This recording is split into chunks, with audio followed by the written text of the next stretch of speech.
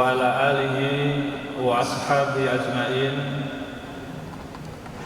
Allahumma sholli wa sallim ala sayyidina Muhammad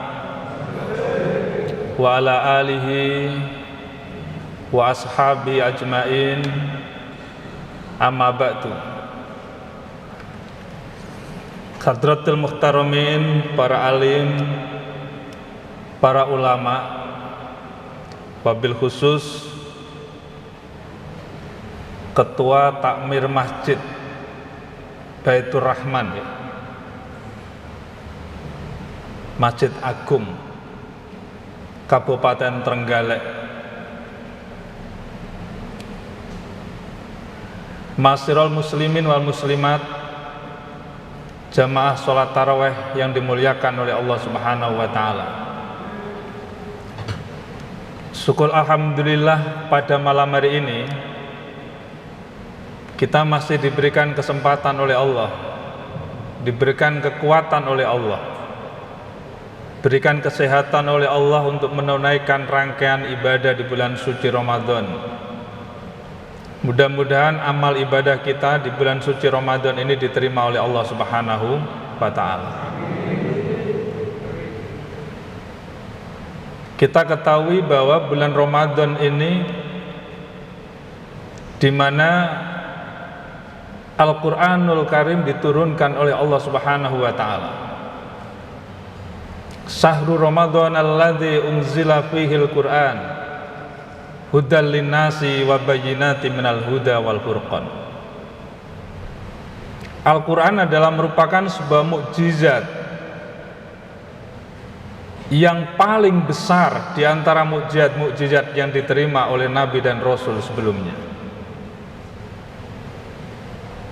Al-Qur'an merupakan mukjizat yang memiliki spiritualitas yang sangat tinggi, memiliki dimensi rasionalitas yang sangat tinggi, bahkan kekal sepanjang hayat, sepanjang hidup, bahkan sampai yaumul kiamah.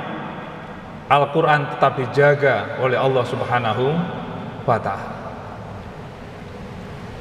Berbeda dengan mukjizat yang diterima oleh Nabi Musa alaihissalam. Beliau mendapatkan satu mukjizat yang bersifat indrawi dan dalam ruang dan waktu tertentu. Misalnya Nabi Musa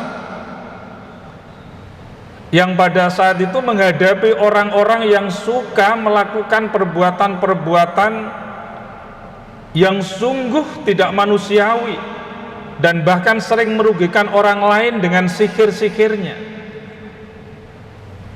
Tapi justru Allah Subhanahu wa ta'ala memberikan satu mukjizat atau kejadian yang luar biasa yang disebut dengan khariqul adah, yaitu tongkat pun bisa menjadi ular. Ini karena apa? Kesombongan-kesombongan yang ditampilkan oleh orang-orang kafir dan Quraisy.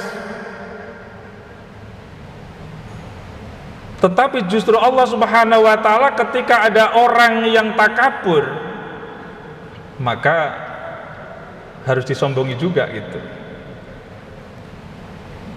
Jadi Nabi Musa alaihissalam diberikan satu kelebihan, sekaligus ditunjukkan bahwa ada kekuasaan yang luar biasa. Bahkan tongkat pun ketika dipukulkan bisa membelah air yang ada di dalam lautan. Ini luar biasa.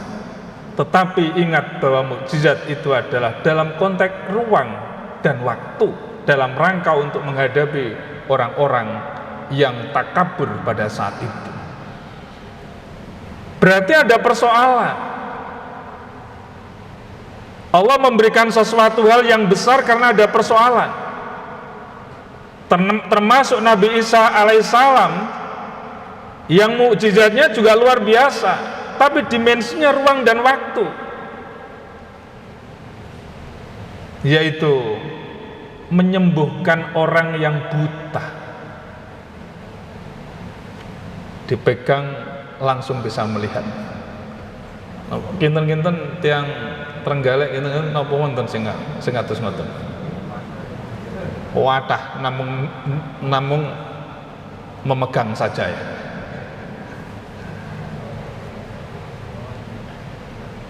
Jangan-jangan malah sakitnya malah lebih parah itu. Tapi Nabi Isa alaihissalam justru diberikan satu keistimewaan yang luar biasa. Bisa menyembuhkan penyakit kusta. Napa nek penyakit kusta zaman sakmenika niku? Kudisen iki. Kudisen. Ini nyuwun sewu, ini biasanya wonten pondok-pondok pesantren nggih. Tapi sampun wonten obate lah sing obat-obat kudis niku pun kathah. Artinya diturunkan sesuai dengan zamannya, diturunkan dalam ruang dan waktu tertentu. Itu yang disebut dengan mukjizat yang bersifat indrawi dengan ruang dan waktu tertentu. Tapi berbeda dengan Rasulullah Muhammad sallallahu alaihi wasallam. Beliau menerima mukjizat Al-Qur'an untuk apa? Pedoman bagi umat Islam, untuk menyempurnakan ajaran-ajaran sebelumnya dan bahkan kekal dijaga oleh Allah Subhanahu wa taala. Inna nahnu nazzalna dzikra wa inna lahu lahafidun. Subhanallah, ini tadi saya mengikuti imamnya Yai yang luar biasa, bacaannya enak sekali. Pengikutnya adalah orang-orang tua. Yang muda-muda kelihatannya tidak ada di sini. Berarti yang tua-tua ini cinta Al-Quran. Al-jannatu mustaqotun, kata Rasulullah. Siapa yang diharapkan, siapa yang dirindukan oleh surga Allah? Talil Quran, orang yang biasa membaca Al-Quran. Maka kita senang dengan hafid-hafid itu, bacaannya enak, ngimami satu hari dengan satu juz, satu juz, dan istiqomah. Mudah-mudahan yang ikut juga istiqomah, bahkan bertambah mudah-mudahan. Ini selebriti Al-Quran, bukan sekedar yang membaca, yang mendengarkan juga selebriti Al-Quran. Kita ini mudah-mudahan yang dijanjikan oleh Allah dan sekaligus dirindukan surga Allah Subhanahu wa taala tadi. Luar biasa. 4 hal yang dirindukan oleh surga Allah. Al-jannatu mustaqotun ila arba'ati nafarin, kata Rasulullah Muhammad sallallahu alaihi wasallam. Yang pertama adalah talil Quran, orang yang suka membaca Al-Quran, orang yang selalu membaca Al-Quran. Fa idza qara'nahu fattabi Qur'anahu. Jadi ya dibaca, kemudian diamati, dirasakan, kemudian dihayati, dilakukan, diamalkan. Subhanallah, karena semuanya dalam hidup dan kehidupan ini ada di dalam Al-Quran, maka Al-Quran ini dikategorikan sebagai hudan, sebagai petunjuk bagi umat Islam.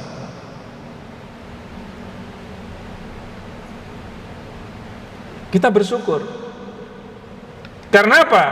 Al-Quran ini membimbing manusia. Al-Quran mengarahkan manusia. Al-Quran sebagai tempat untuk berunding, tempat untuk bertanya, dan bahkan ketika kita menghadapi masalah, ketika membaca Al-Quran, begitu kita tenang hati kita. Gimana? Nah, ini berarti salah satunya Al-Quran itu adalah sebagai obat ketika menghadapi masalah. Nah ini kadangkala kita agak terlena ya.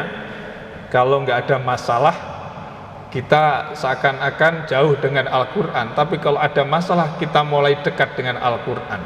Doa-doa kita tiap hari, kita minta pada Allah Subhanahu wa ta'ala. Ala bidzikrillahi tatmainnul qulub. Itu janji Allah Subhanahu wa ta'ala. Ingat pada Allah kulla yaumah.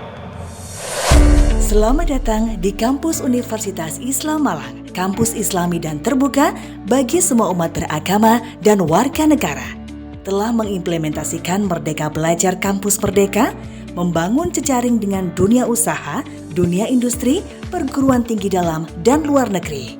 Pilihan program studi lengkap dengan fasilitas pembelajaran modern, indah, dan nyaman. Ketika saya masuk kampus Unisma, saya merasakan pendidikan tinggi Islam yang maju dan modern di sini. Universitas Islam Malang kampus kreatif, inovatif, unggul, berdaya saing, berjaring internasional menuju world class university. Ingin menjadi lulusan yang unggul, kreatif, inovatif, dan bermoral? Yuk kuliah di Unisma Malang. Karena apa? Salah satu keistimewaan kita apabila lisan kita ini selalu kita basahi dengan kalimat-kalimat thayyibah, kalimat dzikir, kalimat tahmid, istighfar, tahlil. Ini mengantarkan surga Allah Subhanahu wa ta'ala. Maka suatu saat Rasulullah Muhammad SAW itu didatangi oleh sahabat Nabi yang miskin. Wahai Rasulullah, Allah itu ternyata nggak adil, kata sahabat ini tadi. Kenapa nggak adil? Saudara-saudara kami Muslim, dia bisa menunaikan ibadah haji dengan mudah, dia bisa bersedekah, dia bisa berinfak dan bahkan mengeluarkan zakat. Saya miskin sama-sama umat Muhammad. Saya miskin, saya sebagai seorang Muslim. Allah tidak adil, kata sahabat Nabi tadi. Lalu Rasulullah Muhammad SAW menyampaikan, wahai sahabatku, kamu tidak perlu marah. Kamu tidak perlu menyampaikan bahwa Allah Subhanahu wa ta'ala tidak adil. Ajaran Islam selalu memberikan solusi dan memberikan berbagai macam kemudahan-kemudahan pada hambanya. Ini menjadi bagian dari cobaan ujian manusia. Ada yang ikhtiarnya selalu dikabulkan oleh Allah Subhanahu wa ta'ala, tetapi ada yang sudah berikhtiar dan berdoa serta bertawakal tetapi tidak pernah Allah kabulkan. Kenapa ini terjadi? Introspeksi diri, muhasabah kita semuanya. Kata Rasulullah Muhammad SAW, sampaikan kepada teman-temanmu yang sama dengan kamu, yang nilai pahalanya sama dengan orang-orang yang menunaikan ibadah haji, orang yang umroh, orang yang sedekah, orang yang infak, orang yang zakat, dan mudah sekali dilakukan. Basahi lisanmu dengan kalimat-kalimat thayyibah, zikir pada Allah Subhanahu wa ta'ala dengan kalimat tasbih, tahmid, tahlil, istighfar, sama dengan mereka yang biasa menunaikan ibadah haji, umroh, dan lain sebagainya. Sekeco mboten Islam ini. Sekeco mboten. Sekeco. Loh kok protes ngoten lho. Bisanya itu protes. Seperti Protestan, suka protes ngoten. Jadi suka protes. Ini karena apa? Karena mereka tidak bisa sabar. As-sabru sabron. Sabar itu ada dua. Sabar indal musibah hasanun. Sabar ketika mendapatkan musibah itu baik. Jelas. Sabar. Ya, pas sakit sabar. Usahanya belum dikabulkan oleh Allah, sabar. Anaknya belum dapat jodoh, sabar, gitu ya. Tapi jangan sekedar sabar-sabar loh ini. Ikhtiar juga harus dilakukan. Jadi ikhtiar, berdoa dan tawakal. Tapi wa ahsanus sabri anil maharimillah. Sebaik-baik sabar, justru malah di situ yang lebih baik adalah menjauhi segala apa yang dilarang oleh Allah Subhanahu wa Ta'ala. Nah ini ada dua hal ini, musibah atau sabar untuk menjauhi larangan Allah. Mudah yang mana Bapak Ibu? Mudah yang mana? Sama-sama angel kabeh. Kabeh angel. Insya Allah Pak, lebih mudah kalau kita menjauhi larangan Allah ketimbang kita itu dihadapkan dengan musibah. Jelas. Ya misalnya puasa, nggak boleh ghibah, jok rasan-rasan, kan ringan kan Pak ya, wis poso jok rasan-rasan, ringan Pak, itu larangan itu. Sabar kita jangan sampai kita ghibah, sabar kita itu jangan sampai kita ini mudah memfitnah orang, sabar kita itu agar supaya kita ini tidak hasud, tidak dengki. Karena apa? Itu penjara yang sesungguhnya bagi manusia ketika manusia melakukan hal-hal seperti itu. Penjara yang sesungguhnya adalah hati kita yang negatif tadi itu ketimbang penjara secara fisik berada di dalam rumah tahanan. Itu penjara yang sesungguhnya itu.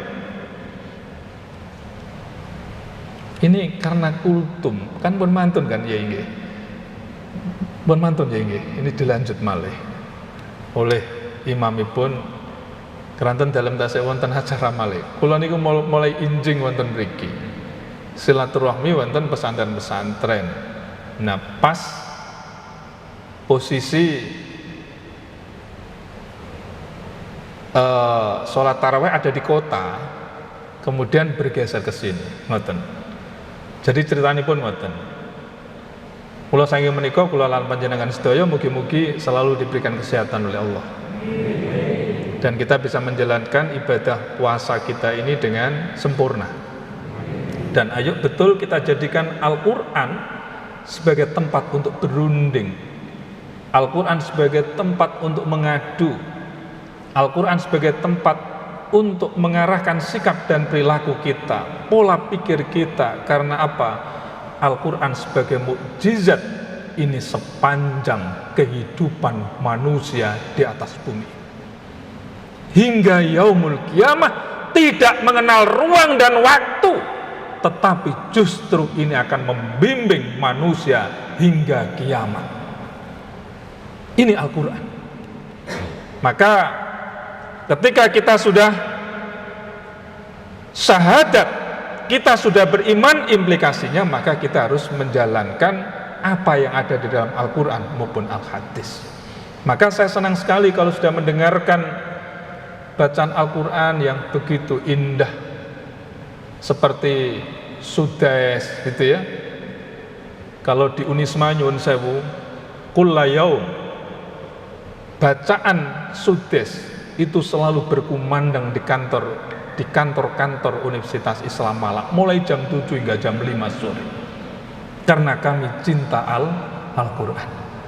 Tapi bukan hanya itu, setiap hari kami minta agar supaya pimpinan karyawan kami membaca Al-Quran. Satu hari minimal satu makro ketika dia datang ke kampus Universitas Islam Malang. Datang bekerja, yang dibaca adalah Al-Quran. Indah sekali. Mahasiswa datang ke kampus Unisma yang dibaca di samping Al-Quran juga membaca sholawat Nuril Anwar. Agar supaya apa? Ada ketenangan batin. Kalau sudah begitu, maka belajar pun bisa nikmat, belajar pun bisa bahagia, belajar pun bisa lebih terang. Dan sekaligus disitulah ilham Allah melalui malaikat Jibril hadir pada diri anak-anak kita. Masyarakat muslimin rahimakumullah, demikian yang bisa kami sampaikan. Mudah-mudahan kita adalah ahlul Quran. Kita adalah pencipta Al-Quran. Kita adalah orang-orang yang selalu merindukan Al-Quran. Dan kita semuanya adalah orang-orang yang selalu berharap Al-Quran selalu berada di hati kita. Wal afu minkum wallahul muwaffiq ila aqwamit thoriq. Assalamualaikum warahmatullahi wabarakatuh.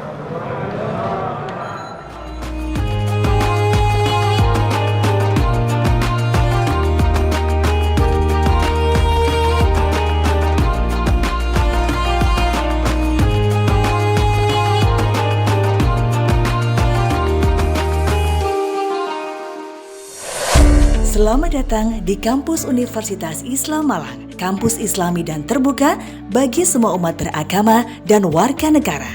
Telah mengimplementasikan Merdeka Belajar Kampus Merdeka, membangun jejaring dengan dunia usaha, dunia industri, perguruan tinggi dalam dan luar negeri.